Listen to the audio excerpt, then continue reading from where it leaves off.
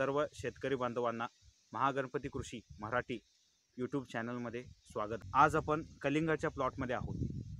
कलिंगडला आज 27 दिवस पूर्ण झालेले आहेत।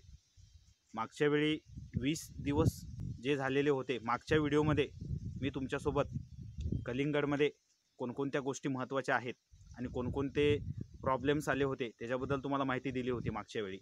तर आज मी पूर्ण प्लॉट बघितला तर कोणत्याही प्रकारचे कीड किंवा कोणत्याही प्रकारचा रोग ह्या प्लॉटमध्ये सध्या तरी नाही आहे।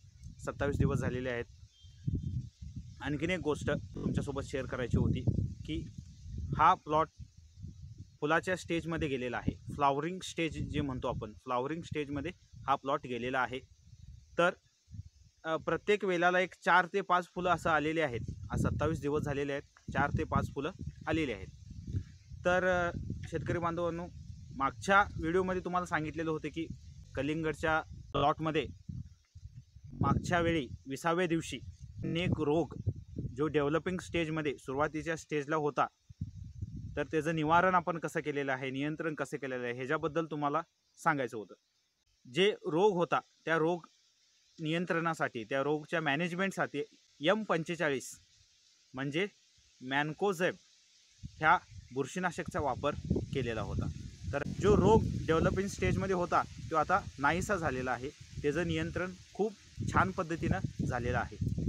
आणि एक महत्त्वाची गोष्ट आपण 20व्या दिवशी बघितलेली होती ती म्हणजे 126100 ही लागवड आम्ही ड्रिपद्वारा दिली होती।